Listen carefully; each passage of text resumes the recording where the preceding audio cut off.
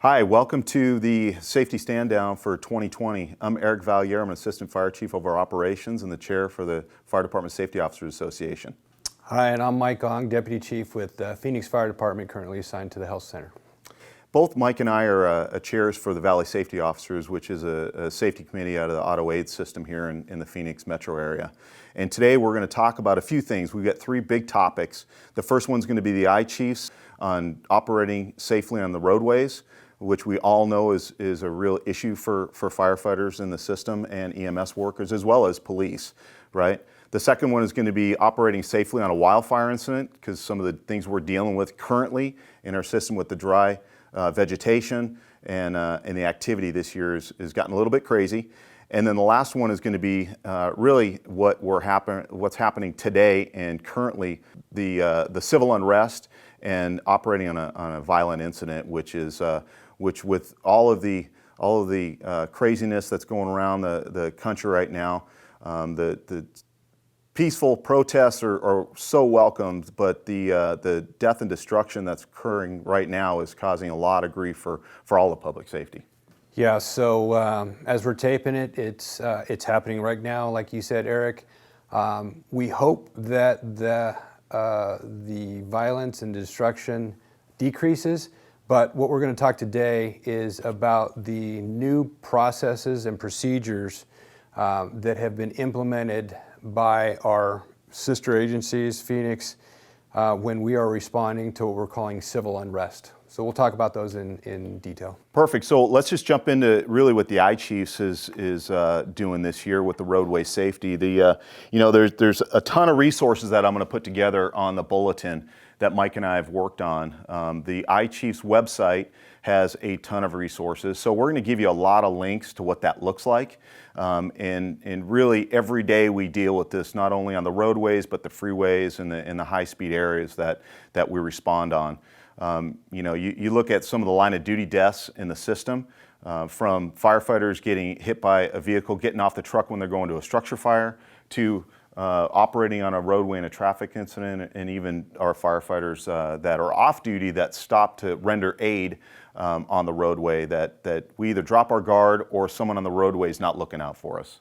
Yes, so as Maricopa County is one of the fastest growing counties in the country, our freeways are just getting hammered, busier and busier as the years go by, and we're responding to more and more calls on the freeway. So what we want to do today is just kind of highlight what we already have in place through our Volume 2, and just remind you guys as you're operating on highways, and doesn't have to be on highways, it could be in intersections, on any type of roadway, the safety considerations, operational considerations, and things of that nature. Yeah, Mike, and that's going to be MP 205.07A. That's going to be really safe parking while in operating in or near traffic. And we'll have that link on the bulletin, so anybody in the system or watching this video can tune into. We do these not only for the Valley, because that's our major focus, but we really consider firefighter safety and public safety across the country super important to us. And doing these kind of things is not only helpful for us in the system, but we try to get it to a point where any fire department or EMS agency across the country could utilize some of these things. There's no difference what color your truck is or what road you're on. It's the same safety considerations. We talk about apparatus placement, resources being visible, and even considering a lookout. I mean, if we're operating on one of our busier highways, the 202, the 101, the 17, those are busy. Consider having a lookout, like we're going to talk about with brush, that being one of the components of our tactics in a wildland/brush fire. Consider that. At least we have someone that is dedicated to watching out for some roadway hazards. Absolutely, and even with this COVID issue where most systems and areas have been closed down, what it's caused is less traffic on the roadway, but higher speeds.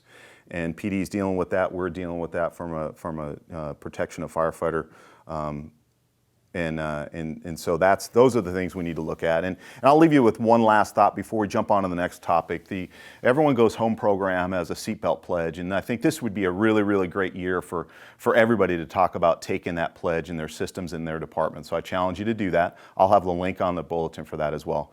Mike, you want to jump into safely operating on a wildland fire? Well, this year, we always talk about every year, we talk about wildland, but by all the information coming in and to include the incidents that we've seen, in the last 3 weeks, Eric, 3 second alarm or greater brush fires that we had different agencies to include state land operating on. This is a bad one. So we want to not only talk about our new procedures that we have, but also resurrect some of the stuff that some of our members may not be that informed of, since maybe sometimes they don't go on a lot of brush fires. I know some of our inner city engine companies and crews don't really get a chance to hit the brush fires and the wildland fires like our surrounding cities, but we all see them. We all do AWRs and things like that. So we'll talk about some of the high points. We've also got a video that we have that we'll show you that was well done and kind of talks about some of the new things we're implementing and some of the things that we should always consider when we're operating on a brush/wildland fire. Yeah, you talk about the importance. This year alone, year to date, we've had double the number of starts as far as brush fires in the system, the AutoAid system we're dealing with. I'm a structural firefighter, in heart, and that's how I was trained. But once you start getting into the urban interface and you see the kind of situations we have to deal with, all of us need to be urban interface smart and understand the WUI process and how to operate safely on a wildland or brush fire. Absolutely. So why don't we jump into the video? And watch this. Please be intent when you watch this. There's some really, really good information on there, from PPE to the 10s and 18s to some of the incident safety officer considerations while operating on a brush fire. Okay, good afternoon, folks. Coming to you from the Scottsdale Fire Department. Today we're going to talk about some safety and PPE parts for fighting a wildland urban interface fire. Today we're going to just briefly talk about some of the safety aspects that we need, required PPE, and how to keep our crews safe when operating in the forward deployed zone. So at this time, I'm going to bring Chris Avino in. We are going to talk about his proper PPE that is required, starting with our boots. The wildland boot that is certified to be worn in the forward deployed area. So the proper boots on, laced up or zipped up, would be what we would consider the proper boot. Moving on to pants, the required pants are the long pant, the Nomex Lion station wear pant, or your wildland certified Nomex pant would be the pant that we would use for the wildland urban interface. Going up to the shirt would be the long sleeve Nomex rated shirt, fully buttoned up with the sleeves all the way down to the wrist cuff line. Making sure that the collar is in good condition and that all of the buttons are snapped up on it. Please make sure that we have the required gloves. Leather work gloves are the glove of choice for the wildland urban interface. The certified wildland helmet is what we're going to talk about next. The helmet to be worn with the chin strap down, your ear flaps as well with your neck shroud and your face shroud, and then either the goggles on the helmet or your personal sunglasses or safety glasses. The next thing we're going to talk about is the wildland pack that needs to be worn. The pack is web gear, and it should hold canteens on the side for hydration, which we're going to talk about next, but then making sure that we have our fire shelters with us anytime we're in the forward deployed zone. The pack is on with fire shelter. Next, we'll talk about the portable radio, making sure that all crews that are out working have their portable radio with them. In the next segment, we'll talk more about LCES, so we have a communication piece as well for the portable radio. Talking about the wildland urban interface tools, making sure that we have a sharp edge on our Pulaskis, making sure that our scraping end on the Pulaski is sharp as well. The handle's in good working order, free of any splinters, and the head is on tight. With our shovel, another scraping tool, making sure that both sides of the shovel are sharp and that the handle's on and the head is in a secured position. Moving on to the rogue hoe or hoe, making sure that it has a sharp edge as well, the head is in place, the handle again free of any splinters. When carrying the tools, you would carry it with the sharp edge down, away from your body. The shovel would be carried in the downward motion, away from your body. The Plasky would be covered with the cutting edge down, away from your body. Please maintain spacing at all times, and remember, we're working around crew members. Heat is a major safety issue when working in the fire line. We're going to talk a little bit about hydration and how to take care of your people and watch over each other while you're working. Remember to make sure that we have water with us, whether it's the bottled water out of the coolers on the apparatus, or if it's a private or personal canteen that you would carry in the trucks, make sure that those are full and ready to go. The Wildland web gear also, it has holders to place 2 water bottles in each holder for a daily truck check. Hydration is very important. Please remember that. Hydrate the day before shift, during shift, and all throughout the day. Please try and limit the intake of caffeine and energy drinks. At this time of year, it's also recommended that we place an extra case of water or 2 on top of the apparatus for extended attacks. Hi guys, Will Garton from Phoenix Fire. This summer I'm staffing car 919. Typically I'm at Battalion 6A shift. We've stood this car up 7 days a week to add a safety component to our brush and wildland fire. So when we're coming into these events, it's often very similar to the way we would treat coming into a structure fire, right? We're trying to take that kind of 10,000 foot view of what's going on and not focus on the task level and the work that's going on, but take that bigger view, read the fire, what's going on, and then assess our risk as far as where our crews are at and what they're doing. Some things that we need to keep in mind is that our crews are in the proper PPE, they're not overcommitted, and that the risk they're taking is for a reason. We also want to make sure that LCES is in place, lookout, communication, escape route, and safety zones, both at the company and the sector level. Where our crews sometimes get into trouble on these events is being overcommitted. I often explain the unburnt fuel between you and the fire is similar to being in the collapse zone, right? If we have unburnt fuel between us and the fire has a way of communicating with us, which is very similar to being in the collapse zone. So we need to make sure when we're engaging in these incidents that we're on an area that's already been burned, so good cold black, or an area that's devoid completely of fuel. If we keep that in mind, the fire has no way to communicate with us. And that you need to keep that in mind with weather changes and wind changes as well. Even if you think you're parked in a good spot, but there's still fuel on the ground, that wind can change and push the fire towards you. So we got to make sure we have that round trip ticket for our crews, the same way we do in structure fire. When we're accessing these, we need to make sure that our trucks have a way to turn around as well. So if we can't identify a road and a place to turn around, we need to scout that area out and sometimes back trucks in so that we don't end up having to turn trucks around on a narrow road. That round trip ticket is important before we engage the fire. We have to have a way both in and out, and then make that known to the crews you're operating with. Some additional challenges that we face on these events are communications and accountability. First off, communications. Oftentimes we have state and federal partners coming in that are operating on other channels that are outside of our ADEC. So communications is a huge piece, as we need to have communications with anyone working within our command system. That may mean as a safety officer, as a BC, as a FIT, you're managing multiple radios, right? You might have mutual aid, you might have a TAC channel from one of our state or federal partners, as well as our tactical channel on ADEC. We also need to recognize that these are very large events sometimes, and operating them on one channel really gums up the radio. So when we can, we do face-to-face communication. We try and be short, sweet, and to the point, and get our message across. And if the radio is really busy, we really only want to hear very critical traffic, not task level stuff, because again, it clogs up that radio channel. Accountability is also another issue. So typically we'll assign a crew to, say, North Sector on a structure fire. They don't leave that sector for the most part. They're doing their work in that area. When we make sectors on these assignments, they often change as the way the fire changes, it moves. So if crews are kind of out chasing fire, there's a good chance that it's going to be more challenging to keep them accountable, figure out where they're at and who they're working under.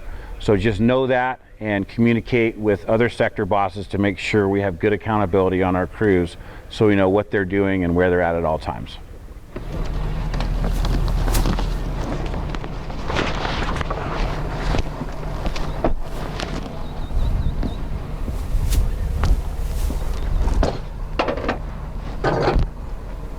All right, guys, we got a 1/4 acre fire going right here. Okay, Shedlock, you're going to be our lookout at the pump panel. All right, our communication is going to be on A11, Alpha 11 for our communication. All right, our escape route is going to be right back here to the Black Road. All right, if we need to leave our escape route and get in the truck, we're going to drive to our safety zone, which will be just north of us up to Joe Mex Road to our safety zone. Is there any questions? No, sir. Proper PPE on, make sure we have good communications, watch out for each other. Wildland fires are fast moving and extremely dangerous. These things require that all personnel understand these basic wild firefighting orders. The 10 standard fire orders are: 1. Keep informed on fire weather conditions and forecast. 2. Know what your fire is doing at all times. 3. Base all actions on current and expected behavior of the fire. 4. Identify escape routes, safety zones, and make them known. 5. Post lookouts when there's possible danger. 6. Be alert, keep calm, think clearly, act decisively. 7. Maintain prompt communication with your forces, your supervisor, and adjoining forces. 8. Give clear instructions and be sure they are understood. 9. Maintain control of your forces at all times. 10. Fight fire aggressively, having provided for safety first. Several situations have been found to increase the chance of injuries or fatalities on wildland fires. The 18 watch-out situations are: 1. Fire not scouted or sized up. 2. In country not seen in daylight. 3. Safety zones and escape routes not identified. 4. Unfamiliar with weather and local factors influencing fire behavior. 5. Uninformed on strategy, tactics, and hazards. 6. Instructions and assignments not clear. 7. No communication link with crew members or your supervisor. 8. Constructing line without a safe anchor point. 9. Building fire line downhill with fire below. 10. Attempting a frontal assault on a fire. 11. Unburned fuel between you and the fire. 12. Cannot see main fire or not in contact with anyone who can. 13. You're on a hillside where rolling material can ignite fuel below. 14. Weather is getting hotter and drier. 15. Wind increases and or changes direction. 16. Getting frequent spot fires across the line. 17. Terrain and fuels make escape to safety zones difficult. And 18. Taking a nap near the fire line. For more information, you can consult your incident response pocket guide, or volume 2, or your chain of command. Thank you, have a safe shift, take care of each other. We're going to jump to the third topic. I know we're moving kind of fast, but there's a lot of great information that I want you to hit this week during Safety Stand Down. And right now we're going to kind of jump into that civil unrest and violent incident response. There's some safety considerations as well as tactical considerations that we all need to be aware of. And Mike and I are going to kind of read through those and maybe have a conversation on what that looks like for us. So some new practices that are going on. Again, we're dealing with some new things that are challenging firefighters. So we'll just list these, like Eric said. You can take a look at them. We'll have some. We're going to kill you with links and information, but as opposed to just talking about everything, we expect you to kind of participate and do your own research on this. The number one thing or one of the things that we've implemented is no single responses are going to be dispatched into an area that we've geo-fenced as an area of concern. We're also going to add chief officers. So I know in Phoenix we've added some additional crews and a battalion chief just to deal with what's going on in some of our locations in the city, the protests and things like that. And you know what's really great about that, Mike, and I want to expand on a little bit, is the Phoenix system allows a chief officer to really geo-fence an area, right? So if you have a riot in a certain area and you establish an event and you have it on a command channel and you're dispatching within that event, if a dispatch or a call comes in within that area outside of the system, I mean it comes through the 911 system, the alarm room will alert that command officer that a call's in that area, and then that command officer can dispatch that unit to that response. If for some reason alarm room doesn't catch it, right, it automatically will upgrade to sending a battalion into that area, and all of us have to be very, very alert to what that looks like, and the MCT system in CAD will alert the company officers rolling into those areas to be looking out for that. So one thing I just want to touch on that is that we can prepare our crews and highlight the areas that we believe are going to be impacted, or that we know that are going to be impacted. For us, downtown Phoenix. For you guys, it was Scottsdale Fashion Square. But I want to remind our guys is that we can't just rely on that, because who knows where these things can pop up. So some of our crews that are maybe outside of that geofence or at a different location from there, there's no telling where these things can pop up. So I think we need to be vigilant wherever our crews are operating on whatever type of call. Absolutely. And then the next one is really all responses should be coordinated with law enforcement and should include force protection. You really need to coordinate that response into those areas. And just like Mike was saying, if it's not an event and it's information from a call that comes in that's alarming, and the alarm room usually catches those. But when you're reading that information on your MCT, you need to be alert for that and coordinating with law enforcement and having an opportunity to potentially stage before entering those scenes. The next one is use of sirens and air horns should be avoided within the immediate area. Lights may be used. I think that's pretty self-explanatory. Yep. And when you're going into these civil unrest and violent incidents, we've got to use and position the apparatus for rapid, unobstructed escape. We really need to use it to protect us. I'm going to go through really the ballistic protection order, and in order, really need to look at distance from threat. 2 is use of the apparatus to protect you. And then if your organization has ballistic vests and ballistic helmets to protect your firefighters. And some have that, some don't. So you really need to focus on the first 2 if you don't. The next bullet, I think we touched on situational awareness. Nothing can replace situational awareness. Those hairs on the back of your neck, positioning the apparatus, maybe taking the long route to your on-scene location just to be able to say, this is my route of escape, like we talked in wildland and brush fire, that is going to allow us a fast egress if we need to. The next one is it's really more of a tactical consideration, but we want to mention some of these because it is a safety concern. Is you need to really identify those areas that you're going to treat the patient, and that's another coordination with law enforcement. So you either have a treatment area that's outside the warm zone, or you have a casualty collection point, and those, I know we're dealing with that right now. It's kind of a moving target. So once you identify your area of concern, we're working with PD right away to figure out where those casualty collection points or those treatment areas are going to be where they can protect firefighters. The next one is going to take a little bit of a change in mindset for our guys, especially the guys on the truck, is that when no lives are at stake, emphasis will be on protecting savable property.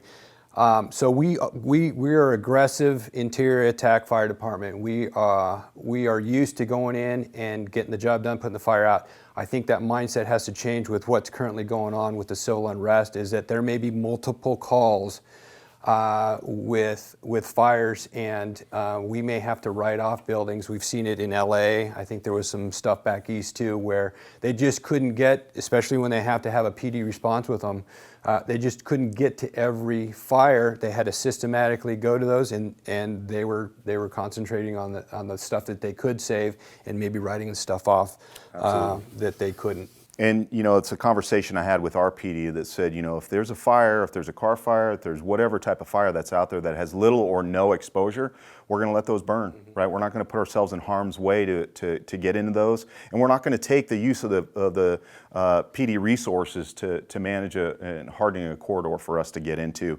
We need to get in there fast. We need to hit it with heavy water. Get out. Don't ladder to the roof unless it's a rescue.